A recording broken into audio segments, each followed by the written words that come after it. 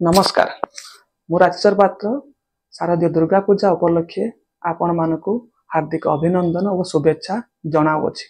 आपण माने जानी खुशी हेबे खूब शीघ्र वॉइस फॉर सोशल चेंज नामक एक अणलाभकारी सामाजिक कार्यक्रम आपण मानक सामाजिक संगठन आम अधिकार फाउंडेशन तरफ आरंभ होगाकू जाउछि। जो कार्यक्रम लक्ष्य एवं उद्देश्य हेउछि आम समाज रे जो माने असहाय व्यक्ति अछंती, जो माने निरक्षर व्यक्ति अछंती, जो माने समाज तल स्तर अछंती, तो सेमान को जो शोषण करा जाउछि, जो प्रतारित करा जाउछि, जो विभिन्न प्रकार सरकारी सुविधा सुविधा वंचित करा जाउछि ता विरुद्ध रे स्वर उत्तोलन करिबा।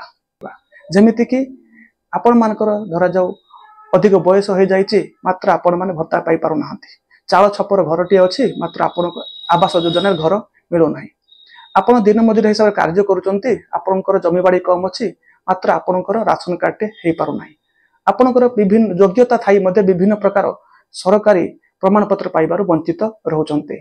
आपण मनरेगा कार्य करी आपणकर पारिश्रमिक राशि पाई पारु नाहंती, आपणकर जे कोनोसी विभिन्न प्रकार सरकारी कार्य रे आपण लांच नदेला आपणकर कार्य हे पारु नाही। एही भली विभिन्न प्रकार मौलिक समस्या समाधान पाई आमे आपण मानकु सहयोग करिवो।